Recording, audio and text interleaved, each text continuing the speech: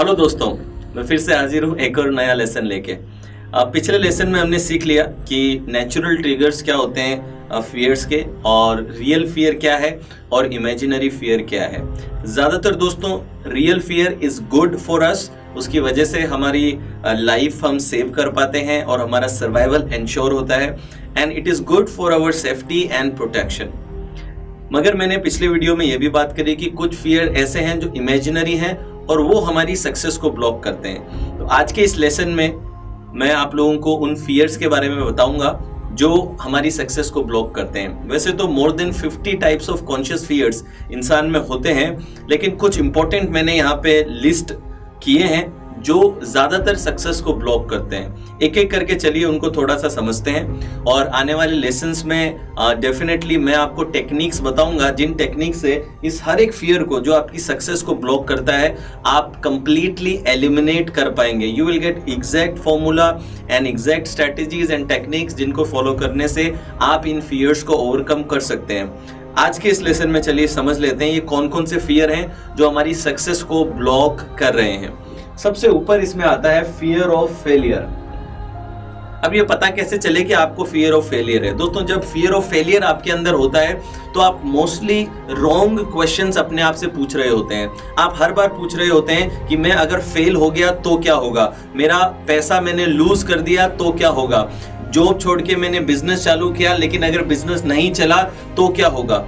तो जब आपको फियर ऑफ फेलियर होता है तो आप हमेशा नेगेटिव कॉन्सिक्वेंसेस के बारे में सोचते हैं, नेगेटिव रिजल्ट्स के बारे में कॉन्स्टेंटली सोचते रहते हैं। कहते हैं ना कि हार से बड़ा हार का डर।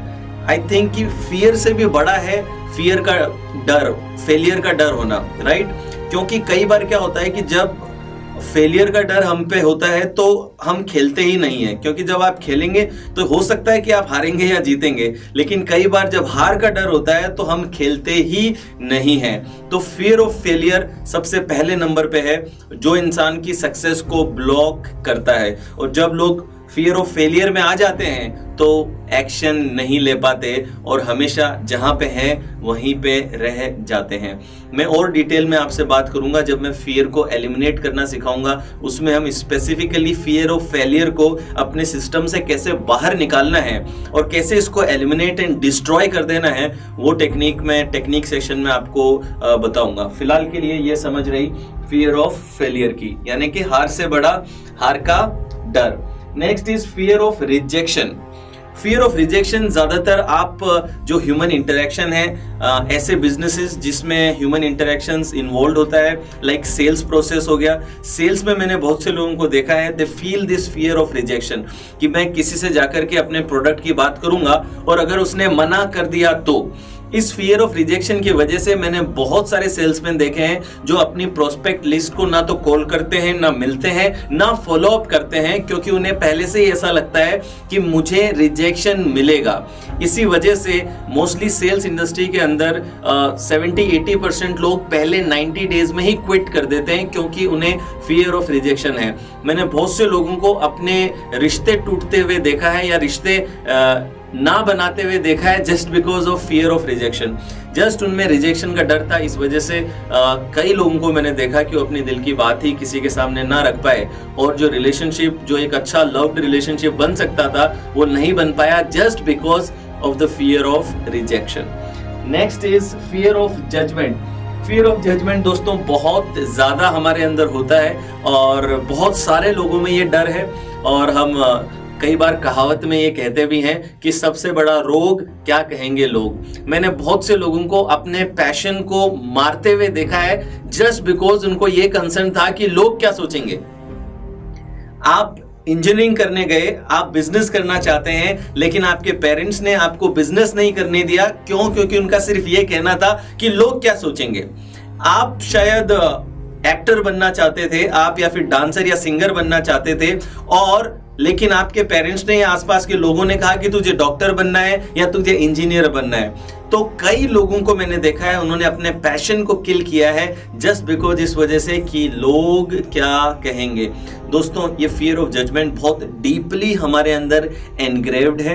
क्यों? क्योंकि ये हमारे सर्वाइवल की स्ट्रैटेजी थी। जस्ट इमेजिन कीजिए, जब एंशिएंट टाइम था और हम बहुत ज़्यादा कनेक्टेड नहीं थे, उस टाइम पे लोग छोटे छोटे ग्रुप्स में रहा करते थे और उन ग्रुप्स में हमें कॉन्स्टेंटली लोगों को देख के और दूसरे अनजान अजनबियों को देख करके हमें कॉन्स्टेंटली उन्हें जज करना पड़ता था कि ये कैसा दिख रहा है, ये डेंजर तो नहीं है मेरे लिए, ये मेरा एनिमी है या मेरा फ्रेंड है, क्या इसकी वाइब आ रही है, क्या उसका बॉडी लैंग्वेज है।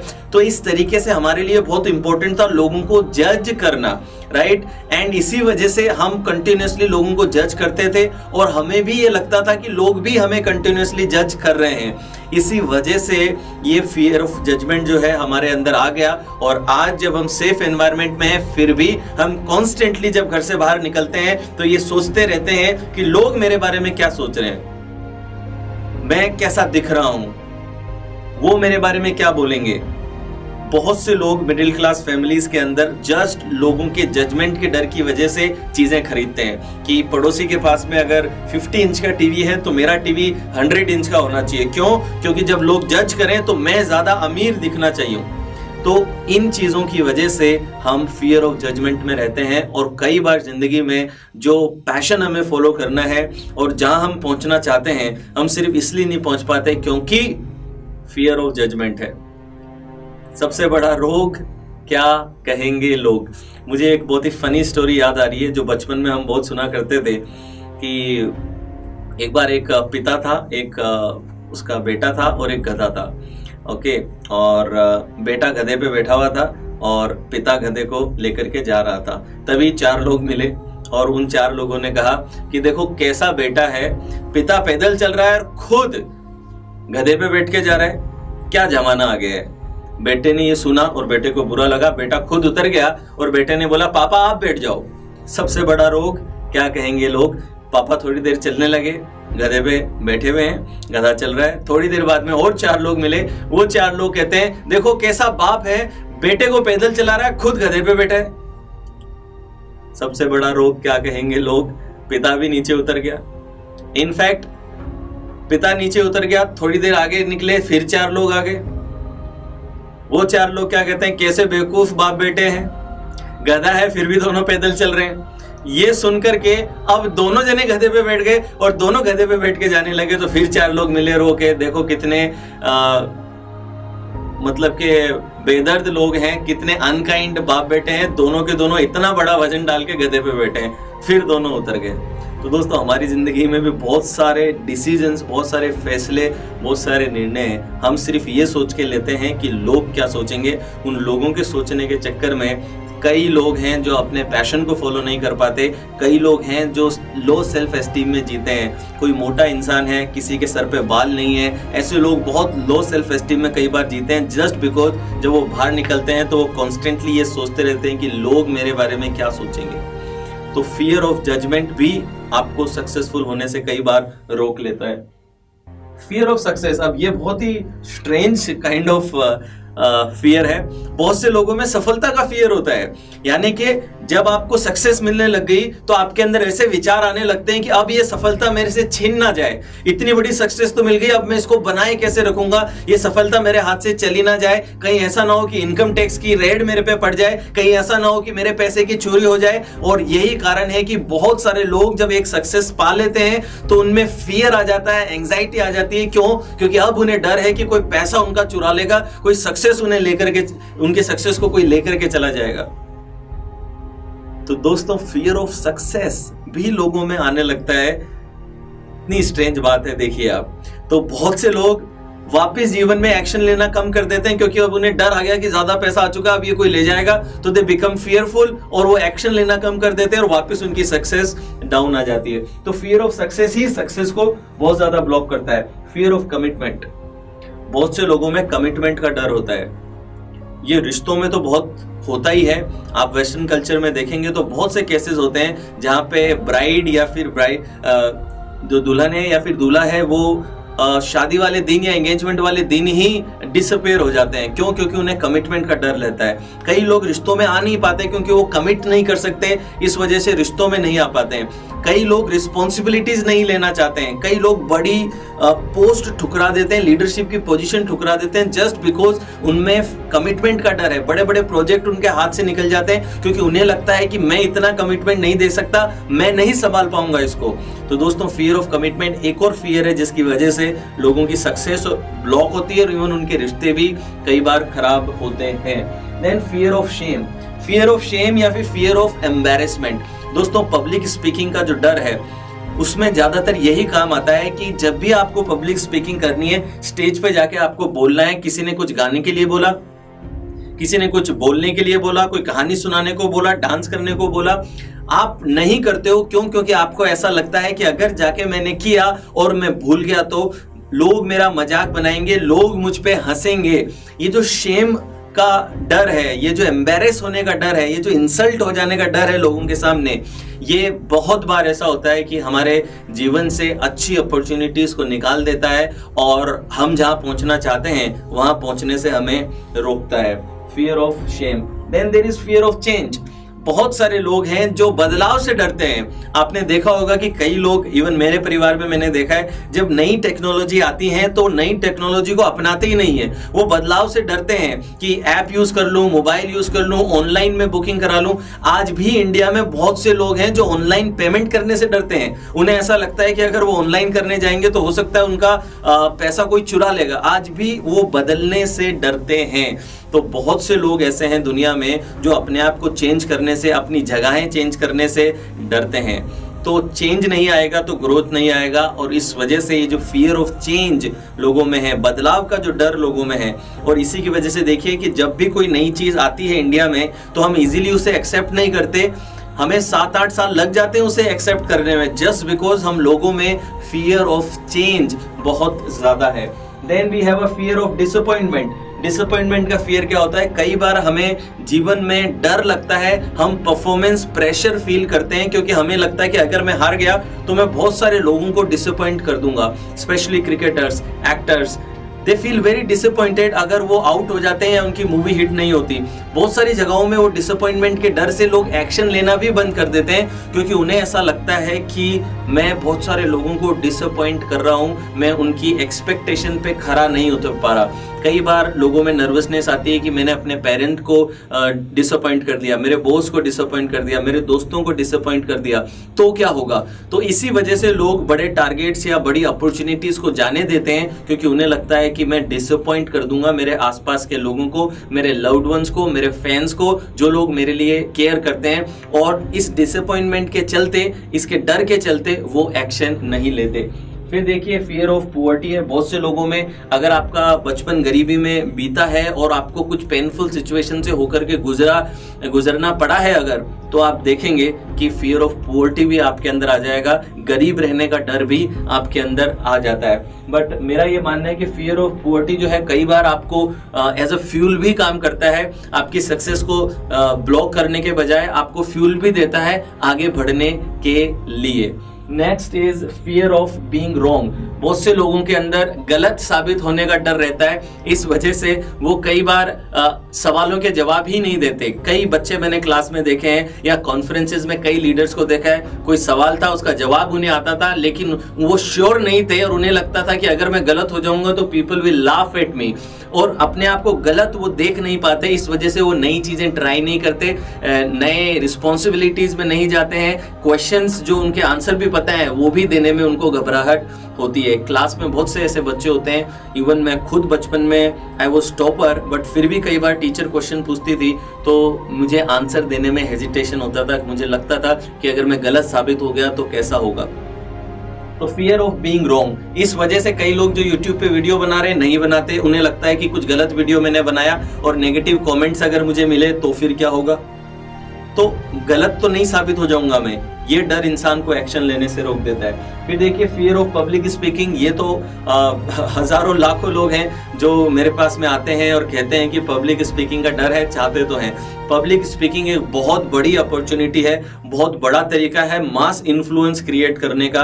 और आज बहुत सारे युवा हैं जो पब्लिक स्पीकर, मोटिवेशनल स्पीकर बनना चाहते हैं, लेकिन जस्ट बिकॉज ये फियर है कि मैं लोगों के सामने खड़ा होकर के बोलूं, ये उनसे हो नहीं सकता, इस वजह से वो नहीं कर पाते। तो पब्लिक स्पीकिंग का जो फियर है वो भी लोगों को रोकता है। फियर ऑफ बीइंग अनलव्ड, बहुत से लोग ऐसे होते हैं जिनको जो लाइफ में नीडी बन जाते हैं, उन्हें डर लगने लगता है कि जो लोग मुझसे प्यार करते हैं कहीं मैं इनको ना बोलूं या ये जैसा कह रहे हैं वैसा ना करूं तो हो सकता है कि ये मुझे छोड़ के चले जाएंगे और मैं अनलव्ड रहूंगा। तो बहुत सारे लोग पीपल प्लीजर बन जाते हैं। पीपल प्लीजर का मतलब हर किसी की हाँ में हाँ मिलाना, जब ना बोलना चाहते हैं तब भी हाँ बोलना, इस तरीके की एक्टिविटीज वो करने लगते हैं, जिसकी वजह से उनकी प्रोडक्टिविटी और उनकी सक्सेस खराब होती है। मगर उनमें ये डर होता है कि अगर मैंने इसको ना बोल दिया तो हो सकता है इसको बुरा लगे और ये मेरे से दोस्ती तोड़ दे या फिर मुझे प्यार करना बंद कर दे। इस वजह से आप एक यस पर्सन बन जाते हो, पीपल प्लीजर बन जाते हो, जिससे कि आपकी ग्रोथ हिंडर होती है। नेक्स्ट इज लोनलीनेस, डर, अकेलेपन का डर जो रहता है वो भी बहुत से लोगों को आगे बढ़ने से रोकता है। कई लोग आगे सिर्फ इसलिए नहीं बढ़ते, उन्हें लगता है कि जो लोग टॉप पे पहुंचते हैं वो अकेले होते हैं और मैं अकेला नहीं रहना चाहता। I don't want to be lonely, I want to be with my friends, I want to be in the current environment. इसी वजह से लोग, ये डर रहता है कि अगर मैं सफल होऊंगा तो हो सकता है मुझे अकेले रहना पड़े, जिसका डर उन्हें रोकता है। Then we have fear of unknown, unknown territories में जाना, इसे कहते हैं केव सिंड्रोम।